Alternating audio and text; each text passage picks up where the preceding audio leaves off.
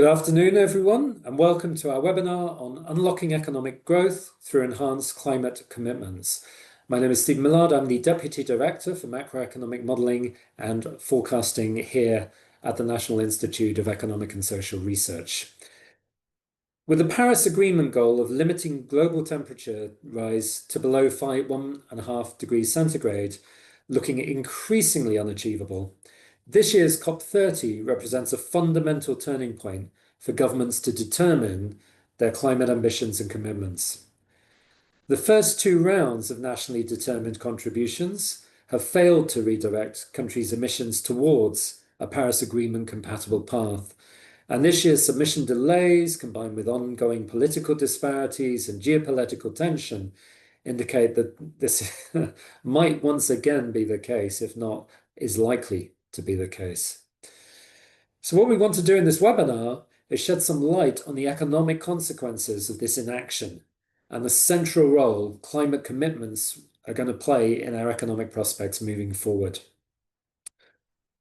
I'm joined by Paul Champey, climate macroeconomist from the Banque de France and the Network for Greening the Financial System, who will be presenting some climate scenarios under different policy paths, highlighting the economic divergence between our current system and a Paris Agreement compatible one. We'll then have Elisa Lanzi, senior economist at the OECD, who's going to expand on the importance of these nationally determined contributions and present some of the findings from the recent OECD UNDP report, Investing in Climate for Growth and Development. And I'm very pleased to see that being presented today because I know that some NISA economists were involved in producing that report. The report argues that both developed and developing economies will benefit from enhancing their climate commitments and presents evidence that accelerating climate action could actually drive growth, unlock development dividends, and prevent losses from climate disasters. Finally, James Richardson, who is the chief economist at the UK Climate Change Committee, will present the Climate Change Committee's recommendations on the United Kingdom's 2035 nationally determined contributions, highlighting the importance of advancing ambitious commitments within a UK context. Each panelist is going to speak for around about 10 minutes, and then we'll turn to questions from the floor. Now, the way that we normally run this at NISA is that if you could put your questions into the chat, then when we get to the Q&A, I will see the questions in the chat and I will call on you to unmute your microphone and ask your question. I think that's all the housekeeping I need to do now. And I'm sure you don't want to hear any more from me. You want to hear from our experts. So I'm going to hand over to Paul Champey, who's going to kick us off. Thank you very much, Stephen. Let me share my screen.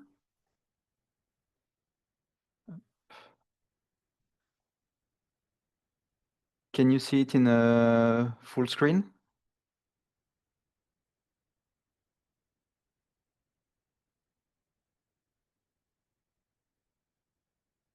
I'm sorry, Stephen. Can you see my screen in presenter's mode? Okay, yes. Thank you very much. So hello everyone. So my name is Paul Champey. I work as a climate macroeconomist at Banque de France, which is also a member of the Network for Greening the Financial System. So I will expand a bit on that. And so before my current position, I used to work at the NGFS Secretariat, which is hosted by Banque de France. So perhaps a quick word around the NGFS for those who don't know what we are and what we do. So the NGFS, the Network for Greening the Financial System, is a coalition of central banks and financial supervisors putting resources together to share good practices and develop methodologies to address the growing challenges of climate change for our membership's mandate. So it was founded in December 2017 after the One Planet Summit in Paris. With 8 founding members at first, but now the network has grown dramatically, and now covers most of the big central banks and supervisors in the world. So the US has recently left the NGFS, but otherwise most of the big economies are still represented within the networks, And so one of our most well-known piece of work are the NGFS long-term scenarios, designed as a quantitative tool to navigate the uncertainty surrounding climate change and understanding the trade-off between different level of mitigation ambition. So on this slide, you can see the narrative, the 7 scenarios that we are currently maintaining and improving over the years. And so each one depicts different plausible emission and transition pathways. So today I will focus on probably, let's say, 3 scenarios. The net zero 2050 scenarios, which is our most ambitious scenarios in terms of transition level. Our current policy, which is the least ambitious with regard to climate to transition ambition, and our delayed transition, which sits somewhere between our net zero 2050 scenario and the enhanced NDC scenario developed within this report, which limits the global warming at 1.7 degrees. So as you can see, the NGFS classifies its climate scenarios under two considerations: transition risk and physical risk. So the level of physical risk really depicts is a good proxy for the level of global warming. So if you want to have a broad idea of how to class them on the right, basically the scenarios on the right are not really compliant with the Paris Agreement. So it really shows, if you look at which scenarios are in these quadrants, you see the need for improving dramatically the NDCs, because currently our NDC scenario, including all pledge targets by countries, is still on the bottom right corner, meaning that we are about, I would say, 2.3 degrees. It's we will see that later in the presentation. And so the report published by the OECD really tackles a very important question: is how do we get from this bottom right quadrant to the bottom left quadrant? How do we improve the NDCs to be consistent with the Paris Agreement? And this is really one of the key signal given to the economic actors, the nationally determined contributions. And so, yeah, so I will then, in the following of the discussion, present you some key results of the NGFS scenarios for different scenarios with different level of ambition.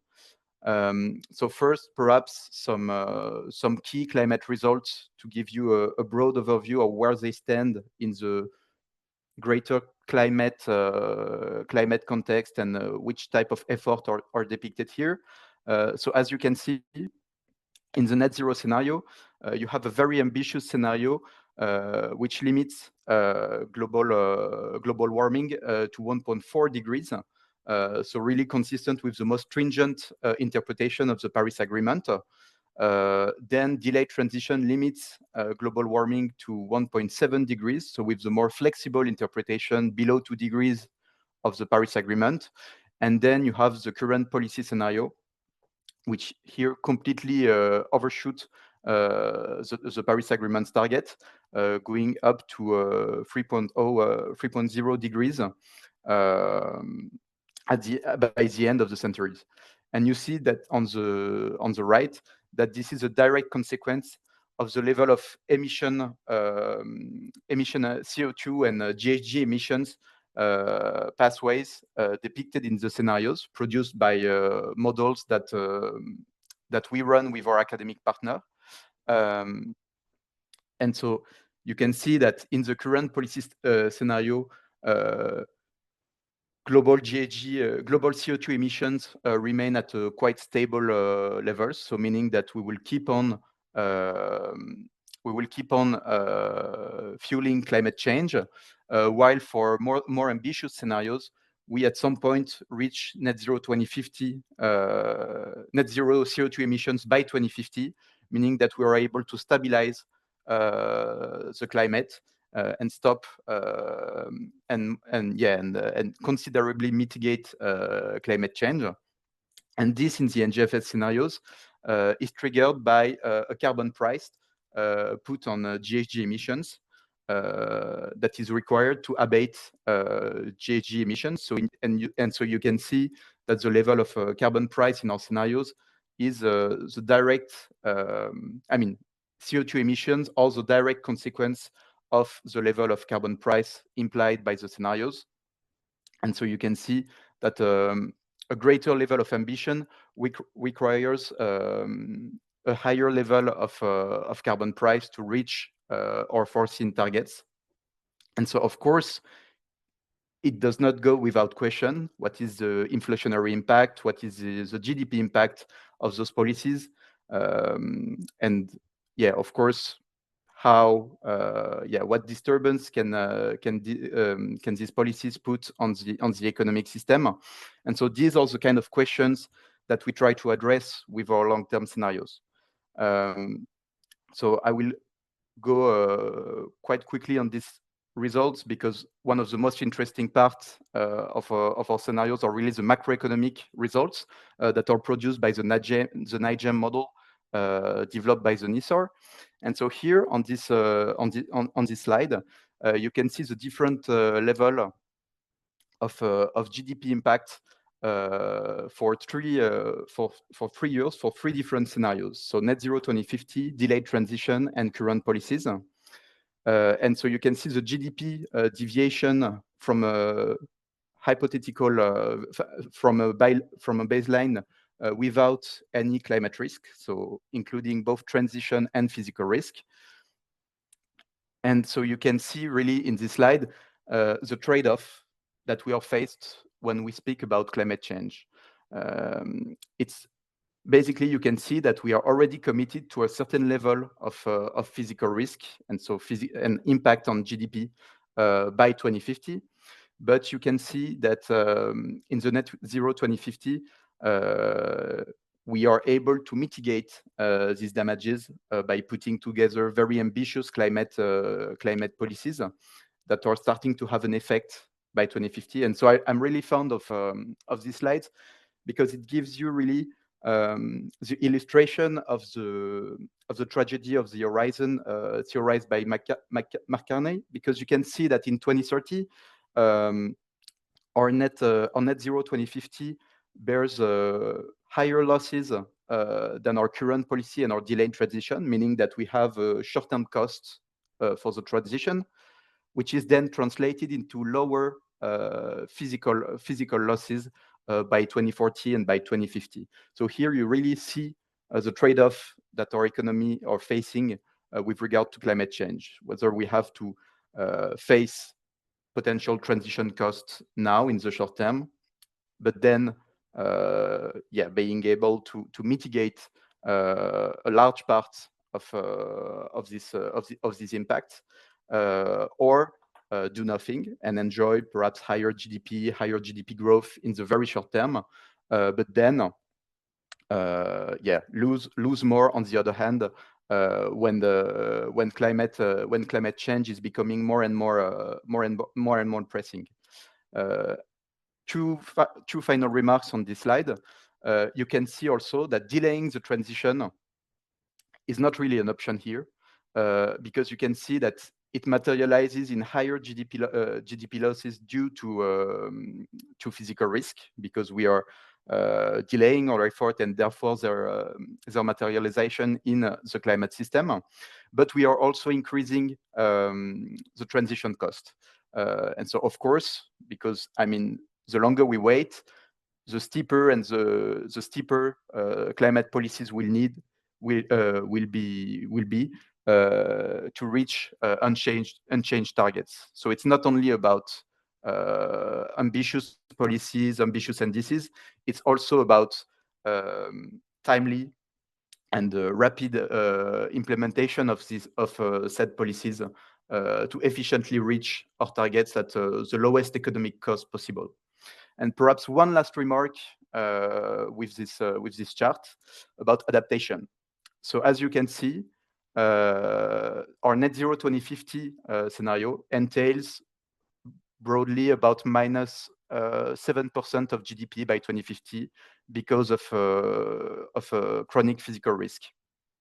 This is, in my view, the rationale for important adaptation investment. How do we basically go from -7 to something between -5, -3% of GDP? But we have also to be we need also to be clear, especially with regard to the climate backlash these days, that adaptation cannot be considered as a substitute for mitigation. It can only be something that is needed because we know that there will be some unavoidable losses due to climate change. So this is really something also very important that I think needs to be underlined in climate scenarios, and it perhaps a bit still missing in most of the analysis I see, is that we need somewhere to account for adaptation, which is a key challenges. It entails a lot of great challenges in modeling and scientific research, but it cannot be understood as a possible alternative way to mitigate climate change losses. I don't think we can adapt to an ever-changing climate and to a +3-degree world. And so that's it for the main macroeconomic result. I will not take too long then. Simply some concluding remarks. So as you can see, and this is also one of the main outcomes and one of the main conclusions of the report that we are discussing today, is that mitigation is heavily profitable from a macroeconomic perspective, and that delaying our transition efforts can only increase both transition and physical risk, as showed by the delayed transition scenario. Then about adaptation, investment in adaptation will be required to address the part of physical risk that we are already committing to by delaying our transition efforts, but it cannot be considered as a reliable substitute for mitigation efforts. And then perhaps a very selfish consideration as someone who uses different models, different macroeconomic models for policy making purposes. We are seeing a great deal of deep uncertainty today, and so it requires new tools to address this. And so for these short-term scenarios are probably very important. Then include adaptation in mitigation scenarios. This is also a very challenging concern. And then the policy constraints. What mix of climate policy do we need to really trigger the transition? And I will stop here because I just saw that I've stepped out of my time. Sorry, Stephen.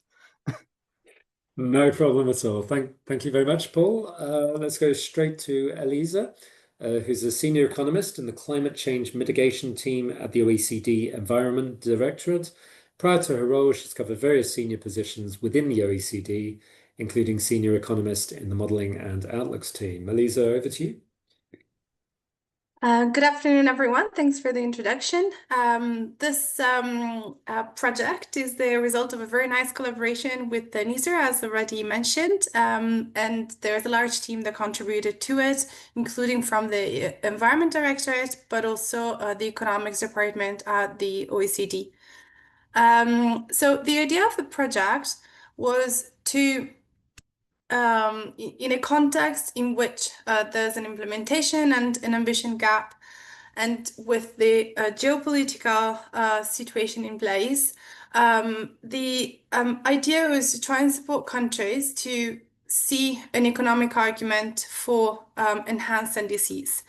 And by enhanced NDCs, what we mean is that these are NDCs that are more ambitious and so in line with the Paris Agreement's objectives, but also that they are implementable, meaning that they are also written in a way that can help countries then implement policies so as to reach the objectives that each country fixes. And then finally, that they are investable, meaning that they're able to attract and mobilize finance to enable the policy's implementation. So I'll be presenting a part of the report that has the economic analysis, but there's a whole other part which is more on also how to technically write the NDCs so that they are more implementable and investable. So on the right, the aim of the project was instead to highlight the economic rationale for enhanced NDCs. In terms of scenarios, the scenario setup was quite straightforward. So we compared two main scenarios. The first one was the current policy scenarios, were reflecting the policies already in place or already legislated, and therefore reflecting both the ambition and implementation gap in the NDCs. So this scenario is basically compatible with a 2.4 temperature increase by the end of the century. And then, so we compare these current policies with enhanced NDC scenarios. Here, we're talking about accelerated policies and investment, emission reductions that are in line with the Paris Agreement, well below 2 degrees. And the scenario is compatible with a 1.7 temperature increase by 2100. The calibration of the energy sectors, as well as all data relative to energy-related investment, is based on the IEA and International Energy Agency World Energy Outlook from 2023. And so we are basically relying on the two of the key scenarios, the stated policies, which reflects current policies, and the announced pledges scenarios, which then has enhanced policy action.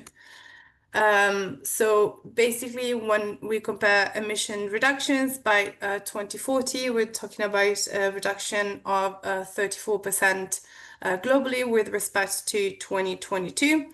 And with a regional split, which also reflects the World Energy Outlook. In terms of modeling tools, this is where we had a very nice collaboration with NISR.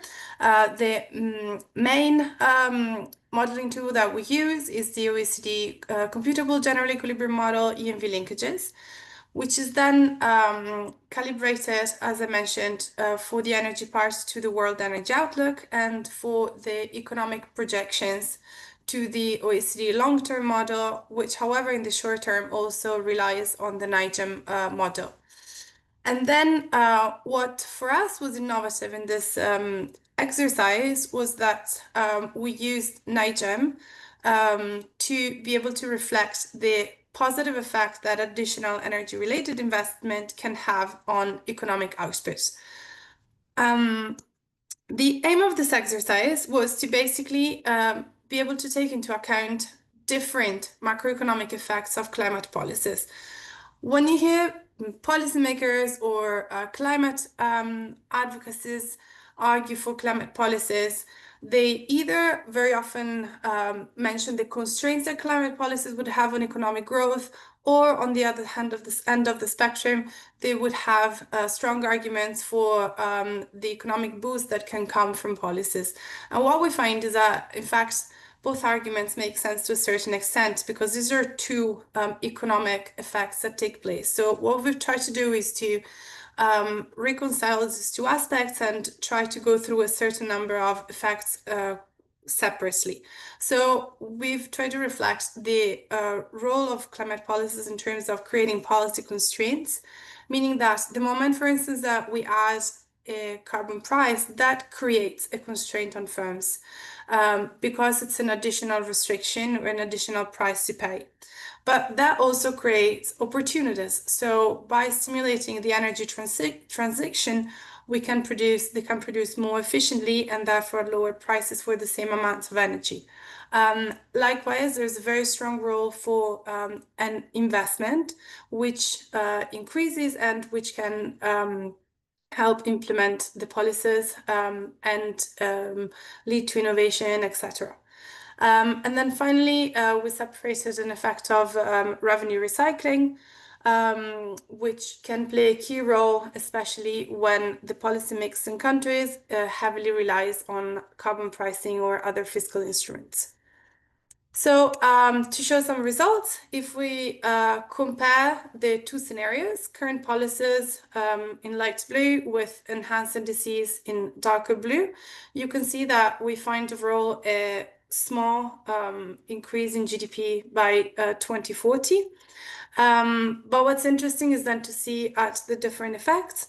So if we look just at the policy constraints without additional benefits from the climate policies, we find a small decrease in global GDP. That's partially compensated by a positive effect of the energy transition, so all the technology improvements, and the small effects of revenue recycling. And then finally, the increased investment is what also plays a key role in counterbalancing the policy constraints, so that overall we basically have a GDP neutral effect. What maybe is worth mentioning is that the revenue recycling effect is quite small compared to the literature, although it's still positive, so it's a sound effect. But that's because in the simulations we've tried to not only rely on carbon pricing, but relying on the IEA's simulations, we try and reflect a more comprehensive policy mix in which there's also regulations and the energy transition, so that only a smaller part globally of the policies are fiscal instruments, and therefore there's less, the fiscal base is lower and there's less revenues to be recycled. One additional thing that we did, relying on the NIGEM model, is looking at the interactions between the transition and climate policies and macroeconomic reforms. So here we've looked at different options that countries can consider.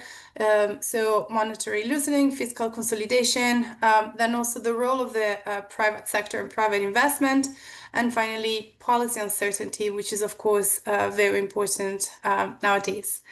So here what we find is that in a context in which it's not easy to undertake the transition, it's really important to look at macroeconomic policies at the same time, because the overall results from the transition can change according to macroeconomic policy choices.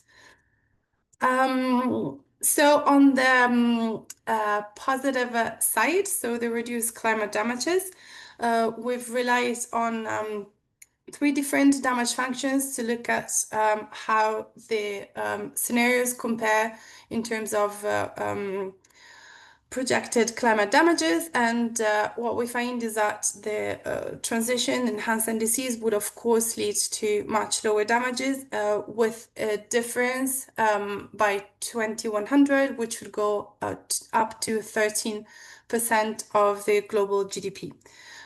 So the argument in favor of the transition is even higher once we take into account the reduced climate damages.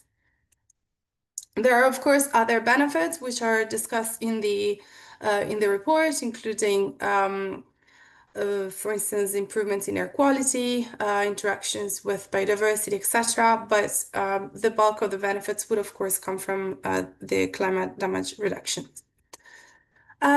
So maybe to wrap up, the novelty of the exercise in modeling terms is the explicit investment modeling, which helps highlight the economic opportunities from the transition. What we find is that enhanced NDCs bring costs, but also economic gains, which balance each other out. And the effects vary, of course, by region, and the transition will be more difficult in some countries and global regions rather than other, which makes an argument for support for these regions. And then finally, of course, there are large benefits from reduced climate damages, which come towards the second half of the century. So with that, thank you very much. You can access the report online, and I look forward to the Q&A parts. Thank you very much, Elisa. Finally, we have James Richardson, who's the Chief Economist, as I said, at the UK's Climate Change Committee, which is an independent advisory body overseeing the green transition, established under the Climate Change Act 2008 with a mandate of advising the UK and devolved governments on reducing emissions and adapting to the impacts of climate change. Prior to his role at the CCC, James was Chief Economist at the National Infrastructure Commission and Director of Fiscal and Director of Public Spending at His Majesty's Treasury. James, over to you. Thank you very much, Stephen. Yeah, it was Her Majesty's Treasury in my time, but these things change. So I'm going to talk through the process that we went through to advise the UK government on its 2035 NDC, and that advice was accepted and now forms part of the UK's 2035 NDC. So just for those of you who aren't familiar with us, the CCC is the government's statutory advisor on climate. We're a creature of the Climate Change Act of 2008, and we advise government on setting carbon budgets, which are interim steps to 50 target. We advise on adaptation plans, and we also report to Parliament on progress against those. So that is our role. We're not a decision-making body. Decisions are made by the government, but we provide advice and information. So this chart shows our recommended pathway to net zero 2050 in the UK. The grey line is actual emissions to date. So since 1990, the UK has halved emissions. And you can see those yellow blocks are the first 3 carbon budgets, those interim milestones on the way, all of which have been met. The pink bars are then future carbon budgets, and those little horizontal lines that you can see are the UK's 2030 and 2035 NDCs. So that's minus 68% reduction by 2030 off that 1990 baseline and minus 81% by 2035. And then the purple block is what we have advised, but is not yet official policy, and the government has to decide whether to accept on the carbon budget 7, which is the 5 years centered around 2040. If you made an NDC out of that, it would be minus 90% by 2040, but that is not something that we have yet been asked to advise on or have advised, but just to give you the context. So, I think we would safely say these are ambitious, enhanced NDCs that the UK has. And, how is that consistent with both the Paris Agreement and with, if you like, kind of UK economic growth? So this chart just shows our assessment of the pathway against the Paris goals. This is done in terms of kind of global emissions per capita. There's various ways, of course, in which you could try and assess this, and we do have others. But what you can see is, the UK is roughly speaking at the moment on an emissions pathway that is consistent with well below 2 in terms of levels of emissions, and that if we follow the pathway set out here through to net zero in 2050, that would then be consistent with 1.5%. That's not saying that's where the world would end up, but it is saying, that these are consistent UK goals, consistent with the Paris Agreement. So again, I think a fair assessment to say that these are enhanced NDCs that the UK has set out. But we also think, of course, we're doing this because it's consistent with our international commitments, but we also think that this is good for the UK. So this chart shows the costs and cost savings of our recommended pathway. The government has recently produced its own version of this out until the mid-2030s, which is slightly different, but it's only come out a few days ago.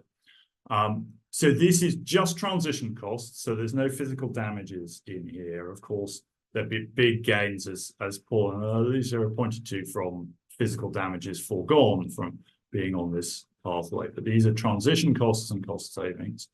And the solid bars are basically capital expenditure. The kind of fuzzy bars are operating expenditure. Above the line is a cost, below the line is a saving.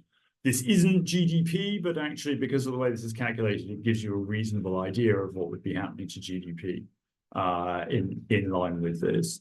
And what you can see, again, consistent with my colleagues, there are upfront investments. Yellow here is the power sector, orange is buildings, so heat pumps in particular. But there are also some pretty big savings. You see blue is surface transport, so that's mostly electric vehicles, driving very large savings by the end of this period, but already over the next few years, starting to see savings. And then that black line, which is the net position, you can see that, yes, you do have to invest up front, but you start to see savings by the 2040s across the economy as a whole, and those just grow and grow. And of course, if you extended this over the lifetime of all the technologies that are being invested in over this period, you would get a kind of net saving. Overall, over this period, we think it's a very small net cost, about £4 billion a year.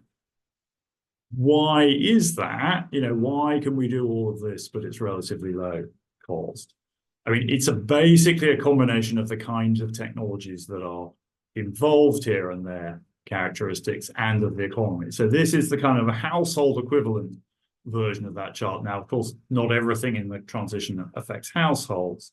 But what you can see is if I look at the home energy bill, so the gas bill and the electricity bill, I have to pay more for my heating system. Heat pumps are more expensive than gas boilers. That's the blocks on the far left. And that's cost me about £700 a year more, but then I save a very similar amount in terms of energy bills because my heat pump is much, much more efficient than my gas boiler, and my electricity is cheaper for all my existing appliances because renewables are cheaper than gas. And then I make savings both on the cost of a new car and on running the car, again, because electric vehicles are cheaper to buy, but they're also cheaper to run. There's some changes in food and drink, but they pretty much wash out. So you've got these, they're mixed, some capital expenditure, some savings. But if I step back to look at the economy as a whole, I think, there are kind of two key arguments here fundamentally for why we see, the impacts on the economy as being relatively modest and in the long term positive. The first is that the UK is an overwhelmingly services-based economy. It's about 80% of GDP, similar proportions of employment or businesses. And, services use electricity essentially in the most part. I mean, of course, there are some variations, but, we do not have kind of petrol-powered computers or gas lamps in our offices in the financial sector, where, which I'm surrounded by here in Canary.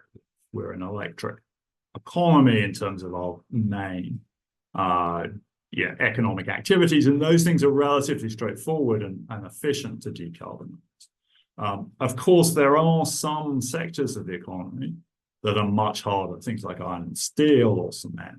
These are small parts of the overall UK economy. Only about 9% of the UK economy is manufacturing, and only about 1% of that is, say, iron and steel. But of course, it is important in the transition that we make sure that workers in those sectors have alternatives, or that we can continue to produce things like cement that we need. And some of those things are net costs. So I don't want to hide the fact that there are some costs in this. But the other side of this story, sorry, this one's come up in bits for some reason, is, what is it that we are doing in terms of kind of actual policies and technologies that drive this decarbonisation story. So what you've got here, the kind of grey bar coming in from the left, is just that path of actual emissions reductions you saw earlier. The dotted line at the top of this is our kind of counterfactual view of what would happen if you did no more policy. So emissions kind of gradually drift up as the population increases. And the line at the bottom of this is the pathway to net zero that you saw a few slides earlier. The wedges are then the kind of technologies, if I can use that term slightly loosely, that deliver the pathway.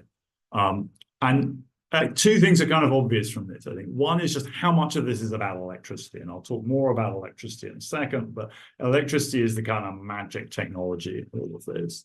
So both decarbonising electricity itself, which is the yellow bar, and using electricity to decarbonize other things, which are the big orange wedges: cars, heat pumps, industry. And then Other things on here, so the purple is kind of demand, that's things like better insulation, but it's also eating less meat and flying a bit less. Those things, of course, are not very expensive. Typically, better insulation, for example, will easily pay for itself. And the green is things like tree planting and peatland restoration. There are some costs to those activities, but these are not big expensive things. The stuff that is typically quite expensive is really the red and the kind of dark purple at the bottom, engineered removals, carbon capture, hydrogen. They are, costly things to do, but they're a very small part of the overall story. And I think people kind of think the transition is lots and lots of expensive things. The truth is the transition is mostly stuff that is either cheap or already cost saving. Why is that? Fundamentally, it's because fossil fuels are terrible technologies. People don't have this in their heads enough. Fossil fuels are incredibly wasteful. Burning things and then trying to turn heat into something useful is a really thermodynamically inefficient way of doing things. So this diagram will be very familiar to those of you who are kind of energy nerds. It may be a little bit less familiar to the rest of you. It shows flows of energy across the economy. So this is today's system and how those are then transited into things that we actually want. So what you see here is most of the energy that goes into today's system is fossil. That's those big gray blocks, gas and oil, roughly equivalent amounts of energy. Electricity at the top, again, there's some gas going into that, quite a lot of renewables and nuclear as well. But that then gets converted into things that we want, like transport or comfortable buildings or industrial products. And those conversion processes create huge losses. So more than half of the energy that we put into the system today is just wasted because fossil fuel technologies are very inefficient. So the stuff that you actually want, movement, for example, is the kind of green bit, right? So less than half of the energy that we're putting into the system today is actually coming out in terms of something that we want. This is what we see as the energy system of the future. This is our 2050 system. You can see that those fossil fuels, those big grey blocks have almost been eliminated. There's still a bit of use of gas, mostly in backing up the power system on low wind days, combined with CCS, and a bit of oil. That's nearly all going into aviation, where it's very hard to substitute. And you've got this massive input from electricity. That's all the blue stuff at the top. Nearly all of that comes from renewables, some from nuclear. And because those electric technologies are so much more efficient, what you're getting is actually slightly more energy services. The green bit is a bit bigger. That's because there's more people in 2050, so we need more energy services. But the waste energy, the losses are halved. There's still some losses. A lot of that is still from the bits that are still using fossil technologies. There's obviously not zero losses in electricity. But an electric technology is typically about 3 times as efficient as the fossil technology it replaces. And that will show up ultimately in growth, fewer resources in to achieve the same output. And then finally, others have talked about this as well, but very important that we take adaptation into account on this. I don't have lots of great charts on that yet, but we are doing a big report on this that will come out in next May, trying to get a better quantification on that side of things as well. So hopefully we will be able to bring it all together in future. Thank you very much.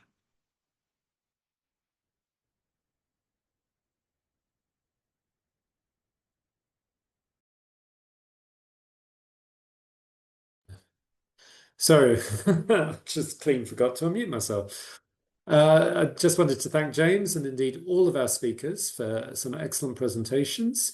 We have around about 60 minutes for questions. Keep putting your questions into the chat and I'll make sure they get asked. I'm going to start, though, with a question from me, really.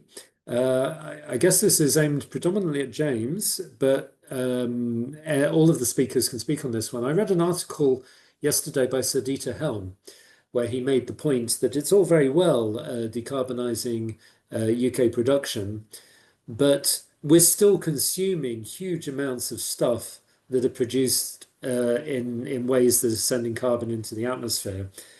Should we be thinking about how we can go net zero on carbon consumption rather than carbon production. James, wondered if you have thoughts on that. Sure. I mean, two things. I think, firstly, our statutory remit is about domestic emissions, so that's why we frame everything in those terms. But we do also look at these broader international emissions, and they've been roughly flat. So it's not that the fall in domestic emissions is being offset by increases in imported emissions, but nor is it the case that the world as a whole, or at least that we trade with, is making as much progress as the UK. So it will become increasingly important. And I think, there is a case for things like a carbon border adjustment mechanism, which combines with a domestic carbon price to create a level playing field and push up the cost of high carbon imports.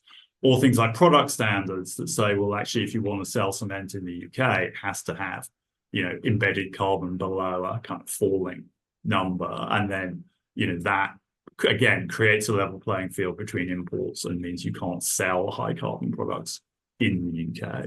So I think these kind of policies are going to have to be thought about. Obviously, we've got a CBAM coming in the future.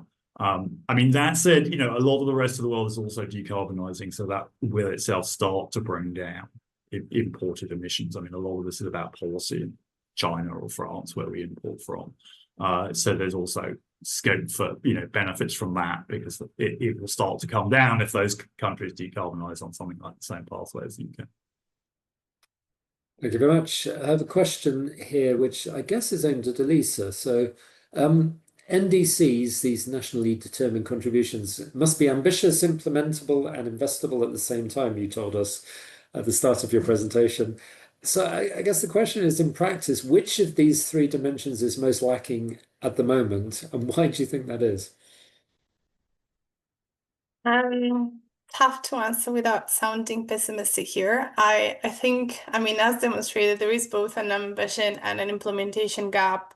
I think maybe in terms of investment, the private sector is where things are moving the fastest, and maybe the gap could be considered smaller. But I think since the NDCs are national documents, in the end, it really depends as well at where you're looking at in the world.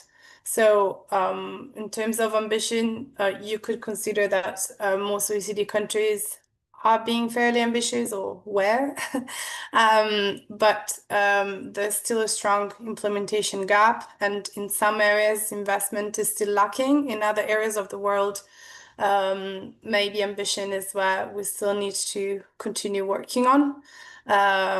So yeah, I feel I don't have a very clear-cut answer here. No, and it's hard sometimes not to be pessimistic, which brings me to my next question, which maybe Paul, you might want to have a stab at. As given we've started seeing political backlash arising against net zero and NDCs, especially in the US, the question is, will markets reach a point where they will be able to sustain emissions reduction, do you think, with minimal government intervention? For example, can firms see the opportunities for investment without governments? Thank you, Stephen.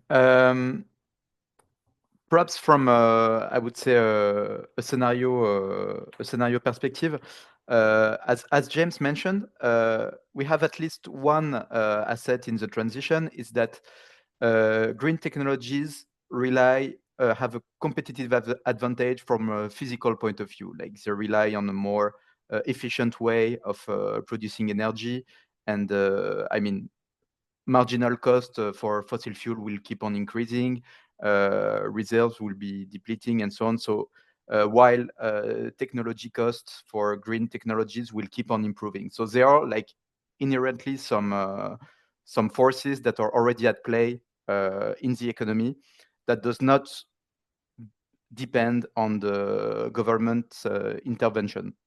The issue for me is that these strengths, these forces are not strong enough to self-deliver or transition ambition. So government have to act on top of that to meet the Paris Agreement and so on. But if for example, you would look at at the current policy scenarios in the energy mix, you would still see fossil fuel decreasing in percentage share of energy, because in any case, green technologies are more efficient, especially in the longer run.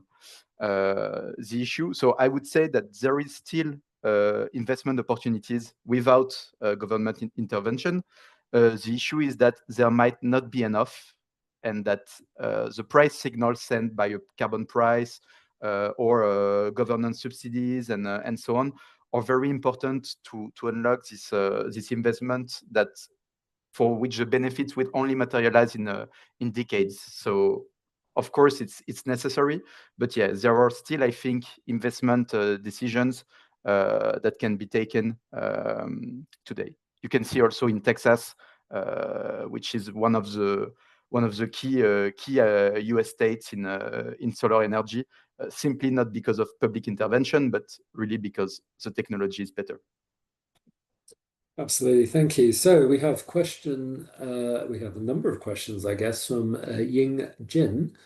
So Ying, if you'd like to unmute yourself and ask your question. If you can unmute yourself, perfect. Right. You can hear me?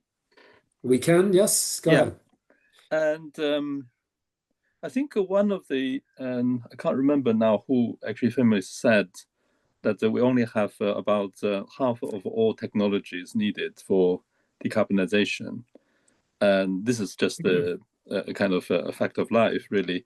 My question is for all the modelers who actually have made assumptions about technology going to 2050s. And how confident are you with your results? And do you have error bars about your results? Thank you. Who would like to take that one? Maybe Elisa, if you have a crack at it, and then James. So I'm not an energy modeler myself, so on the technologies it's a bit difficult to answer. There's of course a level of uncertainty around any modeling projection, and currently I think it's probably higher than average. But one thing I want to say on our projections, at least, is that we have been quite cautious in the assumptions we've made. So there's no heavy assumption on backstop technologies. The IA projections mostly rely on existing technologies with assumptions of learning curves that imply improvements in technologies and lowering of prices. And we've also taken a 1.7 scenario, which is not that optimistic in terms of it's not a net zero emission scenario. So I hope that partially answered the question. Thanks, Elisa. James, do you have any thoughts on how confident you are that these technologies will appear? Yeah, I mean, I think inevitably it's a bit of a mix, but I think in some senses there's kind of a large part of this which is about technologies that already exist, are often cost effective already and certainly mature. So solar, wind, batteries, electric vehicles, heat pumps, including heat pumps in industry. None of that is new, none of it is uncertain. Of course, we use cost curves and so on, and there's uncertainty about that. But those technologies exist, they're available off the shelf to be deployed today.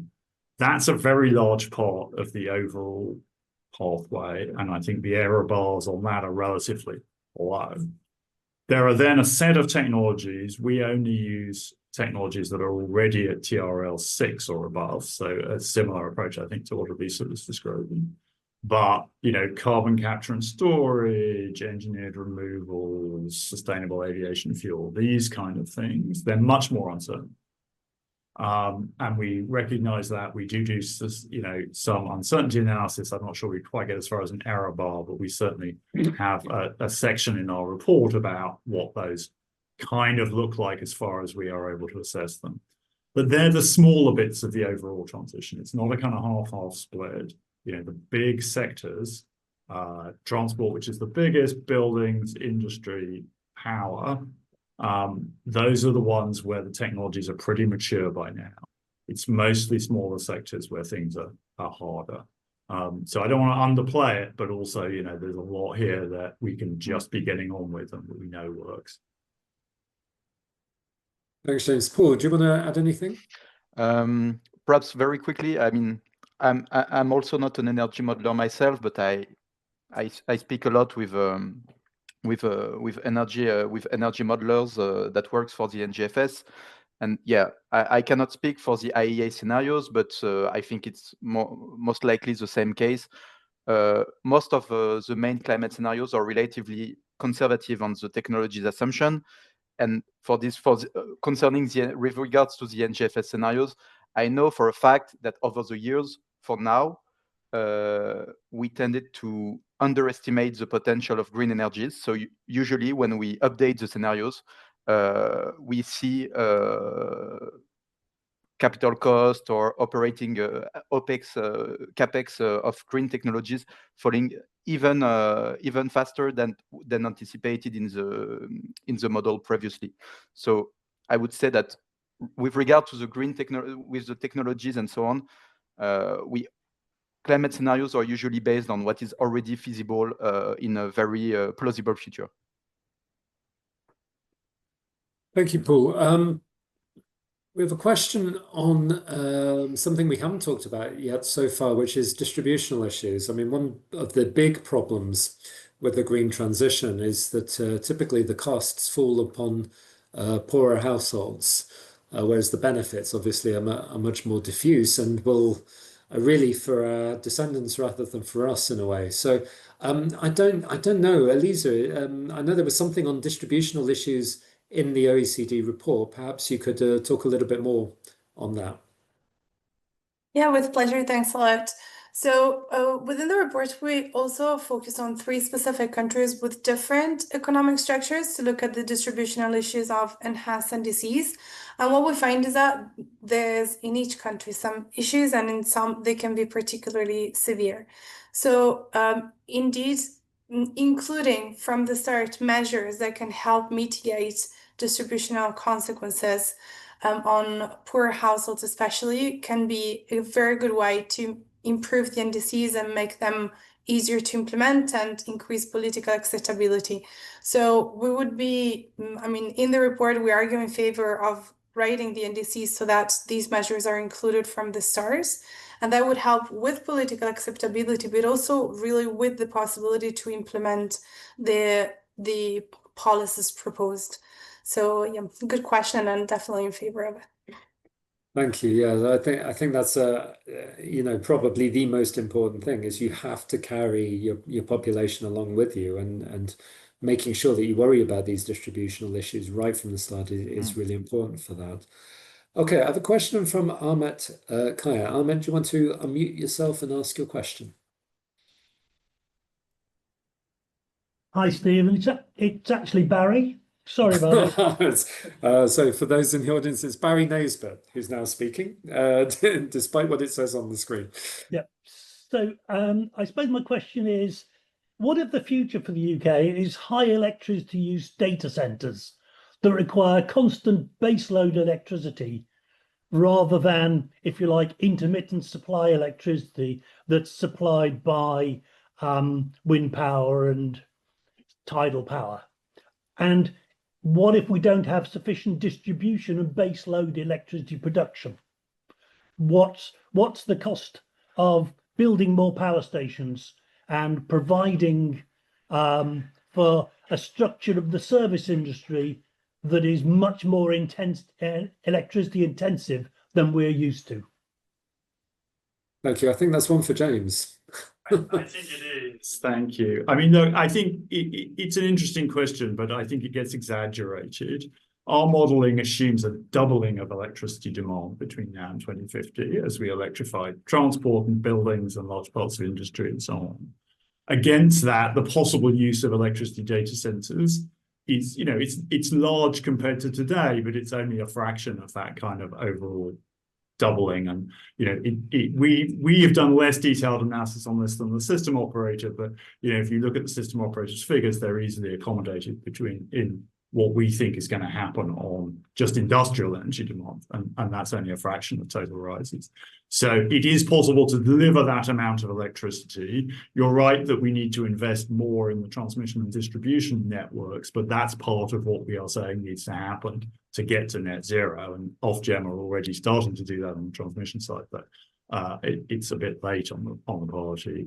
In terms of kind of baseload and so on, I mean, I think however you look at it, you've got to have an electricity system that meets demand, right? I mean, some of that demand is flexible, some isn't, some varies a lot, some doesn't.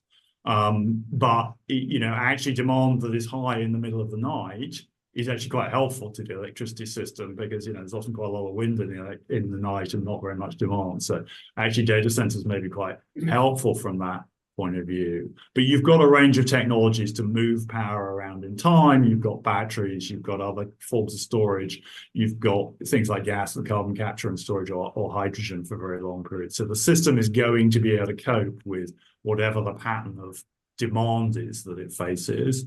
And actually adding a big load of relatively flat demand, if that's how data centers work, is not problematic to that, because it's quite helpful to have demand at night. I think the key is going to be investment in distribution capacity, but as you said, James, that's something that's really emphasized, I think, in the 7th carbon budget. At least that's my recollection of reading it. So we've gotten to 4 o'clock, which is the time that we said we would finish on this. I would like to thank all of the panelists, Paul Champey, Elisa Lancy, and James Richardson, for their wonderful insights into this thing. I should say that NISA has been involved, but with the NGFS and with the OECD report. And I believe the Climate Change Commission have read some of our work as well on this. So it's very much an issue near and dear to our hearts here at NISA, and we will continue to do research, and we hope, obviously, that that these more enhanced NDCs are taken up in the world, and that we do, as a world, move closer and quicker to net zero. And on that note, thank everyone. Thank you for turning up, and goodbye.